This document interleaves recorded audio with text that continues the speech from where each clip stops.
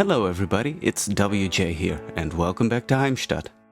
Today we celebrate the 1-year anniversary of Heimstadt. Before we start building, let's jump into an overview of the city so far. Here we have the Heimstadt, the old center next to the Olsina. Looking back at what I did a year ago, I might want to change some things here and there, as I learned a lot over time, but we'll see. Here we have the Radingen district, the first mostly residential expansion. Next to Radingen is the station, Heimstadt Hauptbahnhof. In the middle there is Schloss Wolfensee, the beautiful water castle built by Verumpositor. The first more modern district, Dürnau, is on the other side of the station. And lastly, above Wolfensee, we have the Salamander Arena, where Eintracht Heimstadt plays its matches. And now it's time for a new district that I've called Niederzelna to fully enclose the Wasserschloss. So let's take a look at how I place some roads and buildings. First I roughly outline the district, and then I draw a road parallel to the avenue that runs from the stadium to the center. The idea behind the road layout for this district is to have a lot of squarish or rectangular shaped blocks of houses. But the shape of the whole district is quite irregular, so I'll end up with some oddly shaped blocks in between. Also, because this city is European and not American, the direction of the grid will be way more adapted to the existing roads. I think the end result will show best what I mean by this. Now for the buildings, I will be using mostly the Berlin tenements by Jens. They are lovely wall-to-wall buildings that really fit this area from the early 1900s. This is pretty much the only time in this video where I show you how I place buildings. It's a very repetitive job and quite boring to watch the same thing over and over again. So, after I'm pretty much done with this first block, I'll show you the rest with some cinematic shots.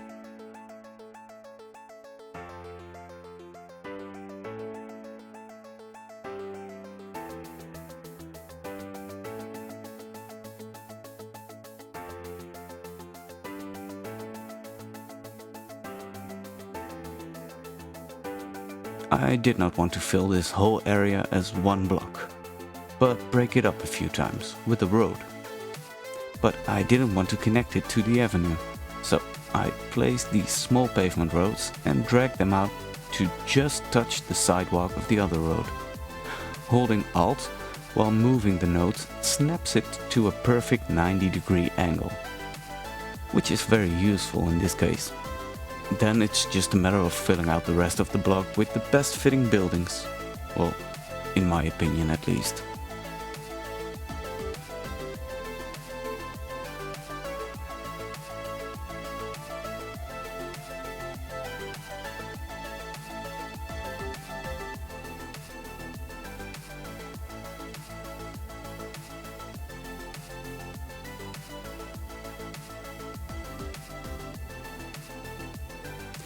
And there we have it, block number 1, 2, and 3. Now, to be able to create rectangular blocks, I decided to make triangles of the corners. And what better way to fill these triangles than with bushes? This whole district won't be extremely detailed, but you know, a little green here and there makes all the difference. By the way, the Siebenlinden that you can see on screen was the original name of the district, but I didn't really like it. Now, for those of you who do not understand German too well, the name of the district, Niederzelna or Lower Zelna, suggests that there is also an Oberzelna, an Upper Zelna, and not an Überzelna, which is something completely different. Not sure what though. But nevertheless, yes, there will be an Oberzelna next to this district. It will be like an old village on a hillside that has been swallowed up by the ever-expanding city. I am working on it as we speak, but it will be something for a later episode. The last couple of weeks I have been doing a lot in this game, except for making videos. because in order to complete this video I had to finish the detailing of a few areas, and then I got inspired to build some other stuff, like the hillside houses and some other areas. So I got a bit sidetracked, and then came the heat. For some reason I don't really function too well when it's above 30 degrees Celsius. And when you also plan family trips on your days off, all of a sudden a month has passed since you've uploaded your previous video. But now, back to the road layout issues. I wanted a church in here. A very specific beautiful church made by Raccoon, the Lutheran Cathedral of Saint Mary of Sibiu, Romania. It's a struggle to make it fit, and I decided to show you the whole painful process. Watch closely as I draw a road, place the cathedral next to it, see it doesn't fit, delete the road and place a new one, and repeat the whole thing. Usually I cut out most of the footage of me building stuff that will be deleted later on, but in this case, with all this trial and error, it would have been cuts of like 1 or 2 seconds with an extreme amount of camera movement. So I guess you'll just have to sit through all of it. But in the end, it looks pretty decent. I'll leave the detailing of the church for now. You'll see that in the end of this episode. Now that the cathedral is placed, I fill out the blocks next to it. These 135 degree buildings by Jazz work really nice here. I just needed some buildings to connect them properly to the rest of the block.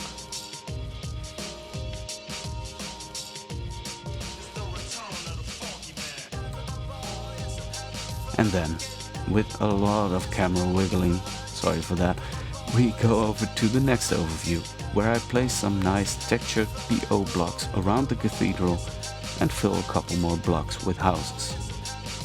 Personally, I'm very satisfied with the way the regular and irregular shaped blocks work together. If you think differently, do share in the comments. I'm always happy with some good constructive criticism. And that's no joke, by the way.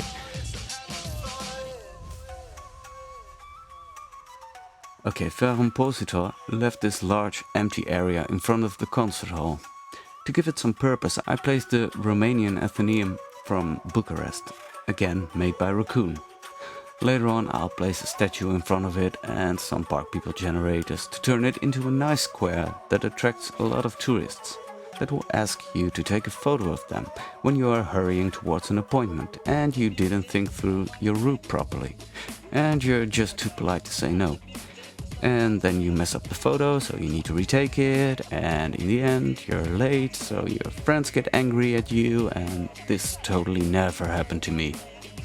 Oh well. What you see me doing right now is the start of a large avenue, with a lot of empty space between the two one-way roads. I have some plans for that empty space that has to do with public transportation, but for now I will leave it empty.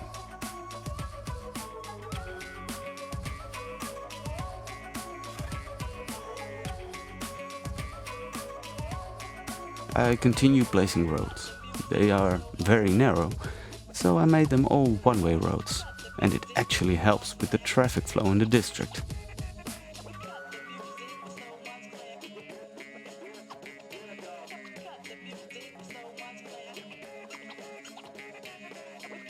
Then it's time for the third overview, where we fill in some more blocks. This second large block has quite some space in between the houses. Later on I'll show you how I detailed it with parking places and some green stuff. And you know, we Dutchies know all about the green stuff. Yeah, that was a joke, a bad one, but still.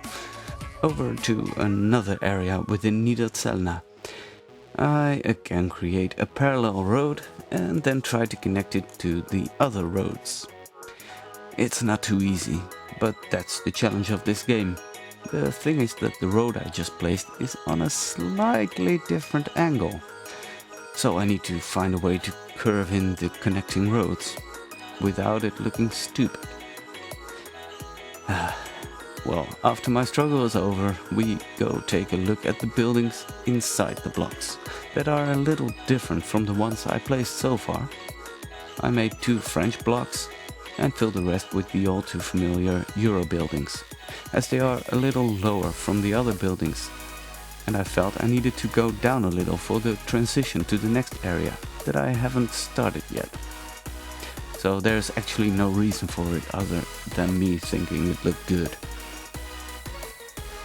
Here I'm detailing a little plaza, and I haven't shown you where it is exactly within the district. How silly of me. In the cinematics at the end you can take a good look. I have a fountain in the middle that I surround with some stone benches. And I put down some cobbles because it looks nice. And what other reason do you need? Almost all of my decals are turned into procedural objects. I find it easy to work this way, and as they don't count to the prop limit, it leaves room for other stuff. For example, the detailing of roundabouts and interchanges with a lot of small lines, which you haven't really seen me do in the past year. But that's mostly because most of them are temporary. In the not so distant future, I will, for example, start changing up the highway and create some exits that will deserve extensive detailing. And with only 12,000 props in use at the moment, I will have room enough to play tons of small lines here and there. That said, my PO count is way above 10,000 already. And when you go over roughly 2,500 POs, placing and copying them will start to lag. I cut out all the minutes of waiting for the decals to be copied, so you don't see it here. But believe me, the detailing of this plaza took me about 1.5 hours, where in this video it only takes 2 minutes. Just imagine how long it takes to build enough to make a 30-minute video.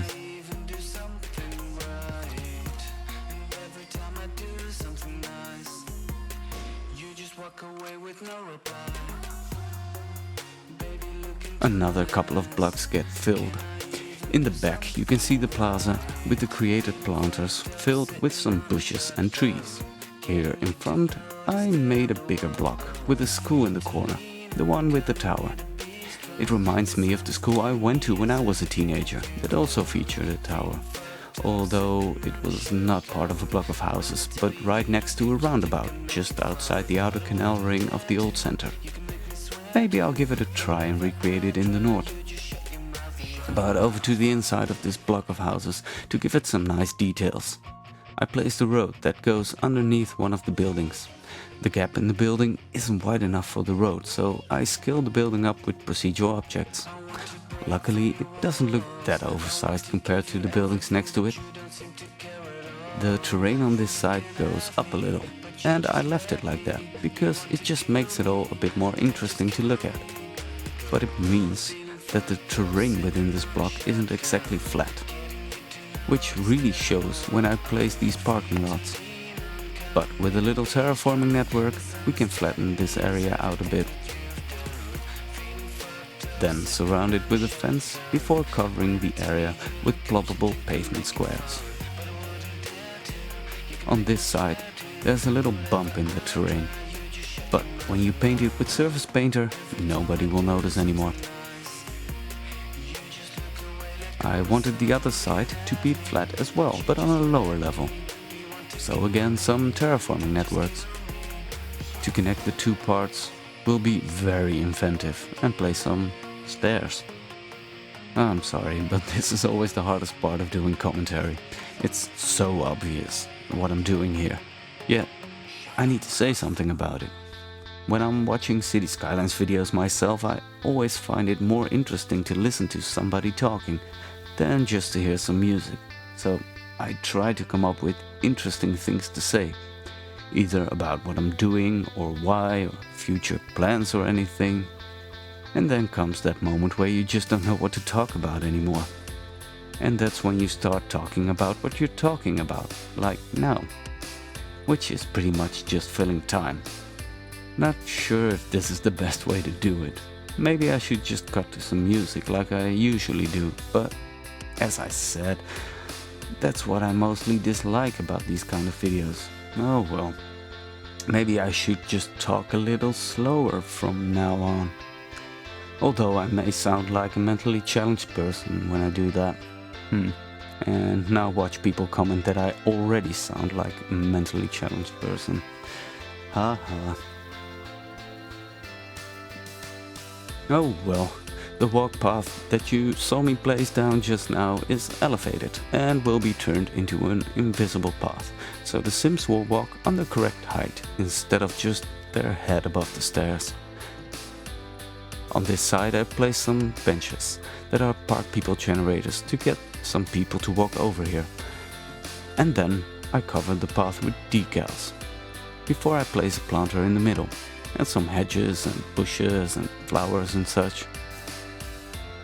These planters tend to always be either too large or too small for the area where I want to place them, so procedural objects it is.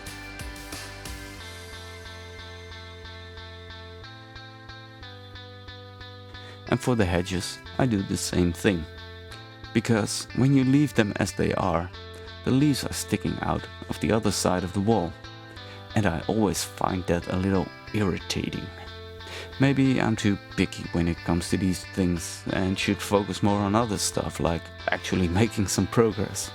Although, I must say in this video I cover quite a large area. It's about the same size as the Donau district, but this time it's just one video instead of two, and it is actually pretty much finished. Unlike the Donau district where I still need to detail about 20% of the area. But I guess it depends on how inspired I am while I'm playing. And to be honest, Niederzelna doesn't need as much detailing as the Donau district, because most of it is covered by roads and buildings. But we can use a little color in here, so I place some flowers. These yellow flower patches are quite low to the ground, so in order to see them above the planter, I have to raise them a little. That's one of the reasons why I use the tree snapping mod and not the unlimited trees one. As you might know, these mods are incompatible with each other, so you need to pick one. And so far I've never even came close to the tree limit. But the ability to raise trees and bushes is so useful, especially when you're working on different terrain levels. The area in between the two levels gets filled with large bushes and trees, as it is the easiest way to cover some ground. Then some pavement decals over the road that I line out with curbs.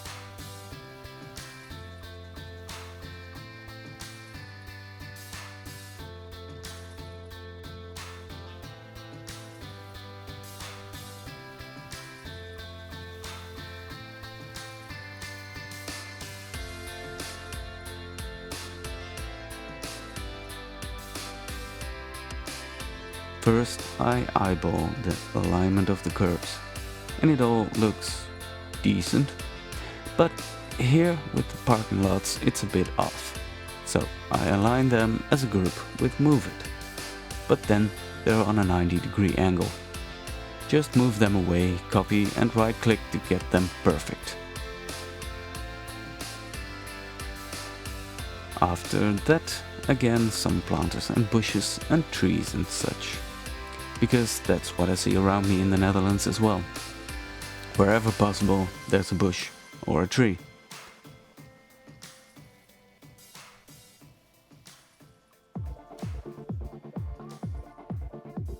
I always try to place the trees in the center of the planters as exact as I can, only to find out the next time I load the game that the trunk isn't exactly in the center of the tree, and because the random tree rotation mod resets the trees randomly when you reload the game, all that pickiness while placing was pretty much good for nothing.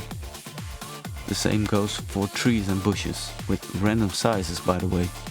So when you replace a large bush with another one of the same bush but differently sized, you may find that the next time you load the game, you're stuck with the oversized one again.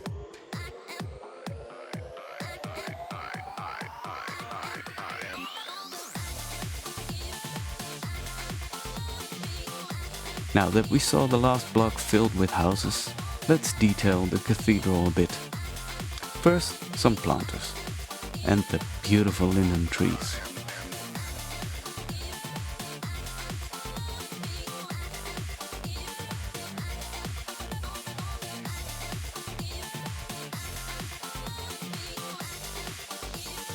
Then I make a custom planter on the side of the cathedral. I start with a curb and then some ploppable grass turned into a procedural object, so I can scale the circle down to fit right in the bend.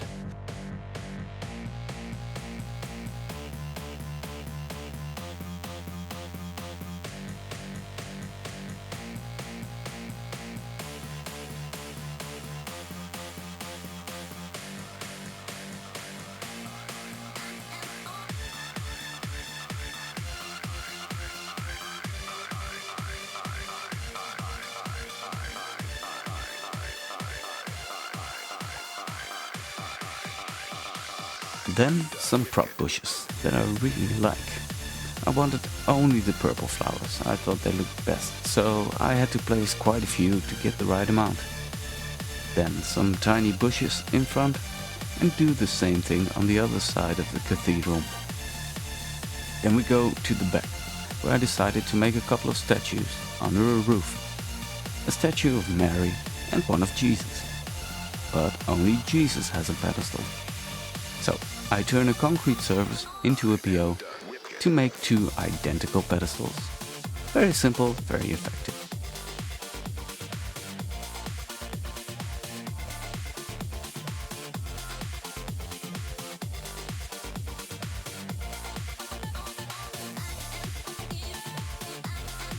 On the balcony, I thought it would be nice to have some ivy.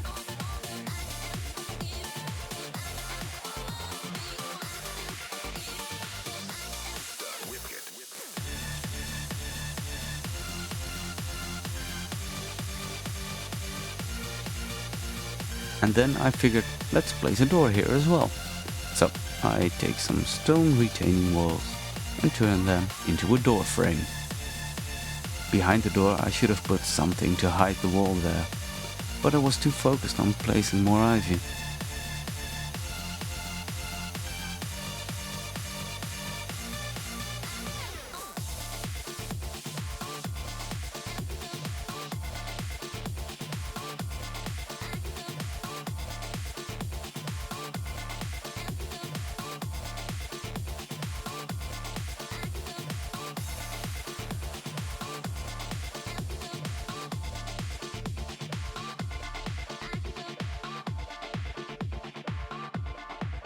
Some larger props with flowers and slightly brighter in the corners, and then I figured they needed a planter for their roots. Ivy doesn't grow out of stone, you know. And after that I fill some more wall space with ivy and on the other side of the cathedral as well. And that's it for today. If you have seen any assets that you would like to use yourself, I have 3 collections that are linked in the description for what I use in this series. One for all the mods, one for the buildings, and one for all other stuff such as props, roads, vehicles, etc. But beware, do not download all of them at once. You need quite some RAM to use all of the assets. I advise you to just look through the collection and only subscribe to what you like. And remember to always read the description, or you might end up breaking your game. I hope you have enjoyed this video. If you have any questions or suggestions, do leave them in the comment section. I would like to thank you for watching, and if you like this video, give it a nice thumbs up. I hope to see you next time. Bye bye.